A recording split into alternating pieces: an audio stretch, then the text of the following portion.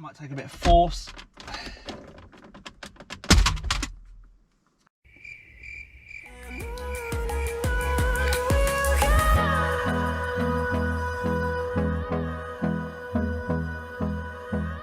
Right guys, so here is the Andream unit in person. As you can see, a really simple device, but obviously very powerful. In the box, what you get is the screen, of course. You get a USB cable, plugs into the back of the unit, and that's what goes into your phone. This is for the Carplay connection. You then get a quad lock connector, which obviously goes into your car Loom and then into your radio, bypasses that, so it can be fed into the main unit. And then you've got the unit connections here. You can then obviously run different things, so reversing cameras. Obviously you can do sort of amps and things as well. You've got an audio output here, RCA connections there as well, and yeah, nice and simple really. It's actually quite a quick job to do this, guys, so really recommend it. This changes your car completely. What I'm going to do is I'm going to run the cable from here down behind here, and then I'm going to cut a hole and put a grommet in the main little cubby hole here, so then I can then run the USB connection out here. You can remove the cage and you can put it in this area here, run it on the bottom. So I'll just adjust the screen there. That's better for you guys. So yeah, you can run it out just here if you want to, but it's completely up to you. So what I'll do now is I'll just quickly unplug some things, move stuff out the way.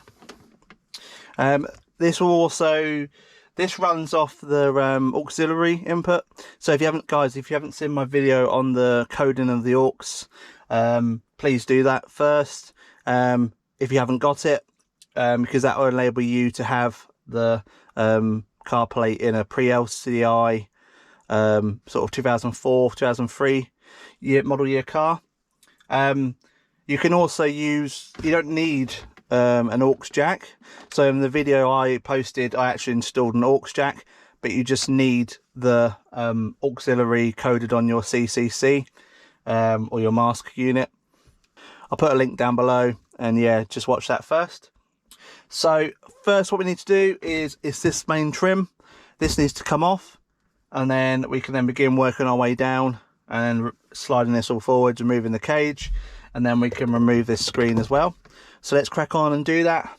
You just need very basic tools for this. You need a Torx bit for the screen, and flat-headed screwdrivers, and a Phillips screwdriver, a posi drive screwdriver for the main center console here, and it's just a case of unplugging things and unclipping. So let's crack on, guys, and yeah, buzzing for this one. Let's do it. Right guys, so simply all you've got to do here is just prise the console forwards. It's just held in with some push fit clips, and there you go. So it's now released already. See, it's not too bad at all. And then you just very gently work your way along. It is in there quite tight, but don't be afraid, you're not going to break anything.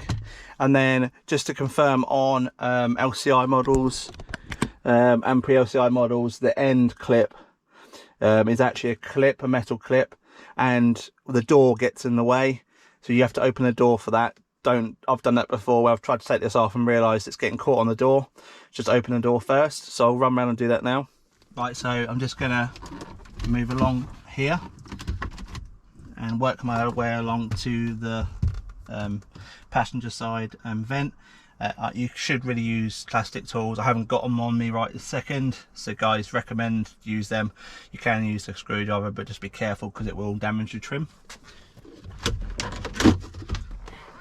There you go, guys. It's now completely loose, as you can see, and just a bit of a wiggle and it will reveal the connector for the central lock-in and also for the hazard button. So you just need to get in there and just very gently just undo that. like so. Right, so that's now out of the way, so we can move that out of the way completely. Pop that to the side. So once you've pulled this off, you can now shut the door again, or leave it open, up to you. What we're going to do now is I'm just going to quickly just clear up the side of the car. Right, so firstly guys, we just need to undo the air conditioning bracket. So it's just 2 screws either side. I'll pop them just in the little centre console tray there. That's not coming out, so it doesn't matter. You can route this USB cable elsewhere, guys. I'm not going to show you in this video just because I'm not going to do it. Yeah, and obviously there's no point me taking it all apart just to show you, so as I'm not doing that. So right, so the aircon module is now popped forwards. So all we need to do is we just need to gently prise this out. Right, so in regards to the wiring loom on the aircon module, there is one wire loom here and one here. So you just need to quickly just unplug them. That's one, that's the second one. Right, okay, so that's now loose. So this console's never been out before, so it is mightily tight. That's not a problem, we'll just have to deal with that. Might take a bit of force. Right, okay guys, so this part just unclips, so that's now off. My little button on the end of my radio button just fell off. Don't know why, but oh well, here's what it is. So I'll stick that back on. So right, so next what we need to do is we need to locate the 2 screws which are behind this panel, this front fascia. So let's see if we can get this off.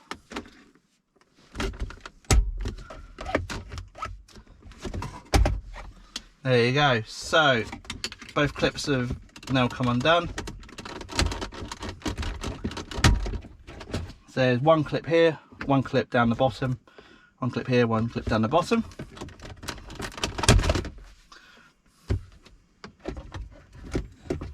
Right, okay, so that is now out. So what we're going to do, just to confirm, we're going to put a hole in here. That means also I don't have to undo the cage either, which is nice. If you are going to run it like down through here, because obviously there's no hole here, we have to run out here, but it's up to you guys really. So what we'll do now guys is we'll just quickly unplug like so, so that can now be moved away. The radio can now be unscrewed.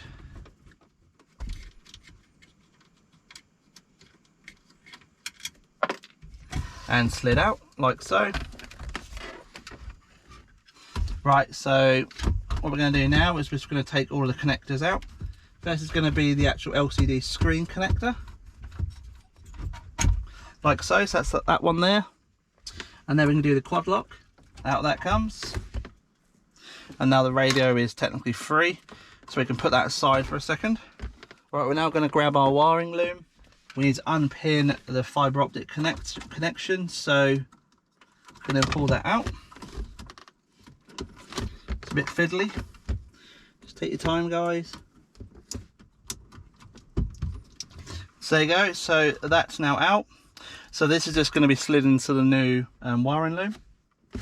Right, so you take the connector and match it up, and then slide into the new connector like so. So that's now in. So this is the loom that will go into the radio, and then this loom goes into the main car harness. So we can now do that. So just slot it in like so. So that's that one. And then what we can do now, guys, is this goes into the radio, and this is the loom that we now need to feed up to the radio, to the screen, sorry. So what we're going to do now is we'll grab grab the Torx bit we need for that screen.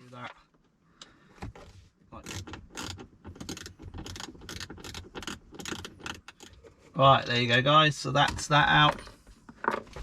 So this screen now tips forwards, like so. And there's hooks on the bottom of it, you can see here. So you have to sort of push in and up at the same time.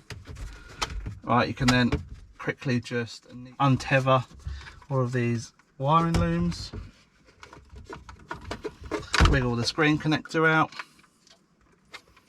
Undo this connector, like so.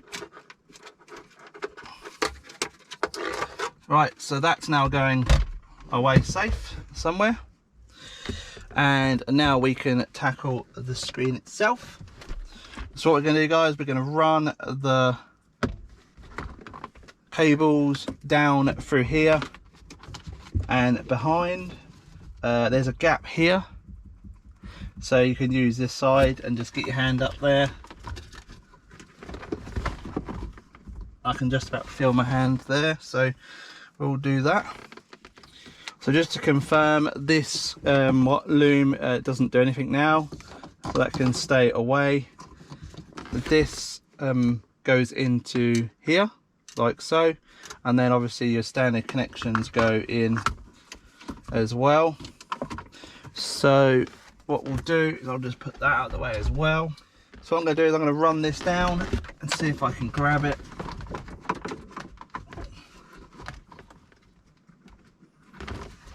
Right, there you go guys, so that's now through. Okay, so it's next then the main loom. So we're going to need these connections here. That one I don't think does anything, you don't need that, so it's just this one that's the priority to push up.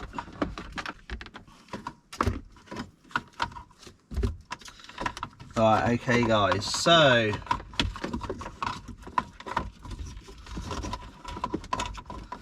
all of our looms are out the way, all the wires are in place, so we can begin connecting the new screen to the connections. You can't get these wrong, guys, they're all unique fitment. You can connect it to ground if you want to. I did try it.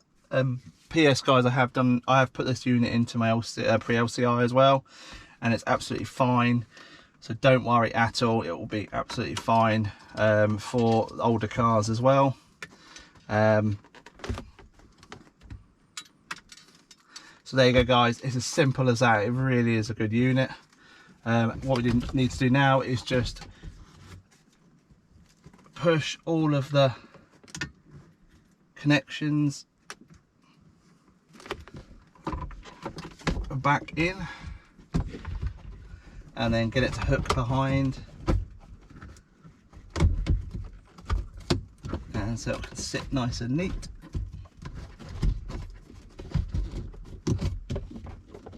Like so. So I'll leave that there for a second, and I'll just grab my two Torx bits, and what I'll do is I'll just quickly just put them into place so this screen doesn't move around loads. So as you can see already guys, we have a screen, so exciting times. So what we'll do now is we'll just do that up very loosely like that. Okay, so what we can now do then is we can pop the radio back together again. So what we'll do is we'll put in the main harness, and then the LCD screen connection to the radio can go back in, like so. Right guys, so we're actually now in a position where we can try with the car on, and we can connect everything up. So we'll do that now. Right guys, and you can now see that we have the unit fitted. So what I can do now is I can go and grab my iPhone cable and connect it. I don't use Wi-Fi CarPlay, but I use the USB for that. So what I'll do now is I'll just quickly grab that and I'll be back with you in a minute. So I'll quickly do, guys, I'll just go to entertainment and I'll just change it to aux, and then I can go back into Carplay again. So you can see here, what I'll do is I will just play something on Spotify that's not going to get me copyrighted. Copyright free music.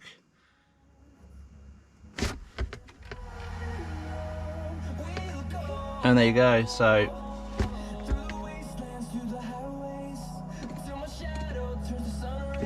and then, yeah, I mean, you guys don't need to see Apple CarPlay. I'm sure you guys have seen it multiple times before, but yeah, it's no different to a brand new car. So yeah, now we do, guys, we just need to make a hole in this tray, and then we need to put everything back together.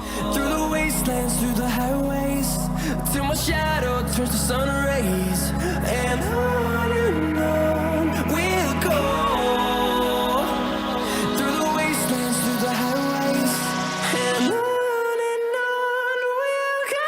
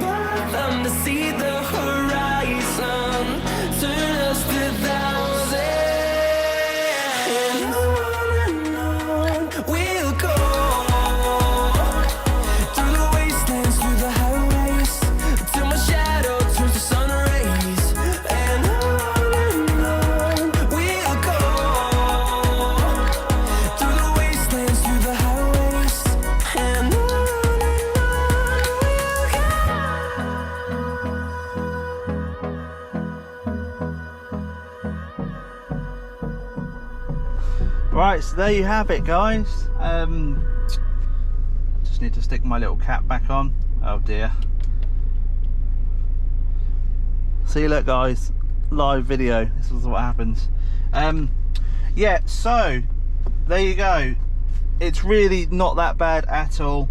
It's a bit fiddly, but it's taken me about 40 minutes from start to finish. So, I mean, wow, guys.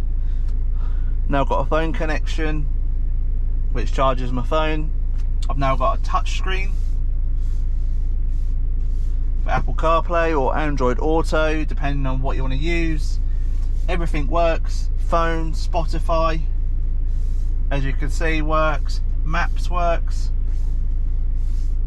You can swipe, you can go to Google Maps, you can play, you can use your WhatsApp, you can use BBC Sounds for radio, etc, etc. Google Maps I prefer to use, so that's on here as well, as you can see here. So that's really a game changer for me, because I always wanted CIC, having it before in previous BMWs, and now honestly I don't, guys. I'll really be honest with you there. So how it works is, I'll just pan you guys around a bit. So in order to get back to the menu, to CIC or CCC, just hold down the menu button on the iDrive. That brings you back to original spec, obviously with a wider screen. You need to set the audio source to aux to get the sound to work. Hold it down again to go back to this screen where you can do your settings, adjust everything in here, and then click on USB CarPlay, back to Apple again. The Bluetooth, sorry, the phone works perfectly, just as good as the in-car Bluetooth. When you put it in reverse, you get this screen. Obviously I haven't got a camera installed, but if you were to put a camera in your boot and run the wire through the cabin. You'd also have a rear view camera as well, which obviously can be installed. I haven't done that yet, guys, but there you go. I mean, a massive difference there. Really chuffed to bits for that. So the unit itself, it's about £250 from warehouses in China and Germany, and yeah, I'll pop a link in the description down below for that particular model. And please, guys, if you guys are interested in one, contact customer services Andream and just say that I sent you there, and they should be able to help you out with some discount there with that. So thanks so much for watching, guys. If you like what you see here, if you like the video, if you brought one and you love it, pop us a comment down below, like and subscribe, and I'll catch you in the next one. Take it easy.